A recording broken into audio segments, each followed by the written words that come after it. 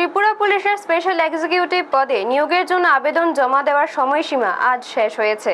এই কারণে রাজ্যের বিভিন্ন থানায় সকাল থেকেই আবেদনপত্র জমা দিতে বেকার যুবক যুবতীদের ভিড় লক্ষ্য করা যায়। জানা গেছে মোট ৬,৩৬৭টি শূন্য পদ পূরণ করা হবে।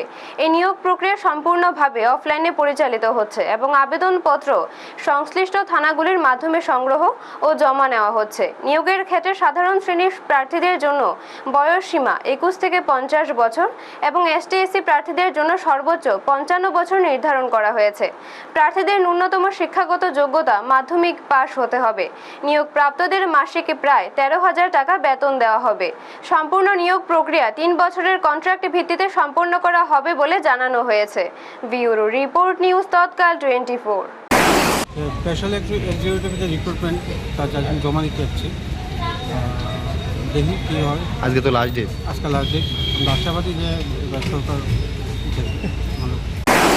একটা চাকরি ইন্টারভিউ ত্রিপুরা পুলিশের একটা স্পেশাল এক্সিকিউটিভের ফর্মটা নিয়ে এসেছিলাম জমা করার জন্য।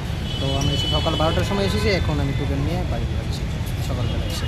কীরকম আশাবাদী? হ্যাঁ, আশাবাদী কীরকম? এটা তো এখন কি বলবো, কিছু কপালের উপরে কিছু তারার উপরে, কোনো তো এরকম কোনো কিছু নেই। আর বাচ্চারা ইন্টারভিউর জন্য আসছে। কী ইন্টারভিউ ছিল? পুলিশ ডিপার্টমেন্টে স্পেশাল এক্সিকিউটিভ।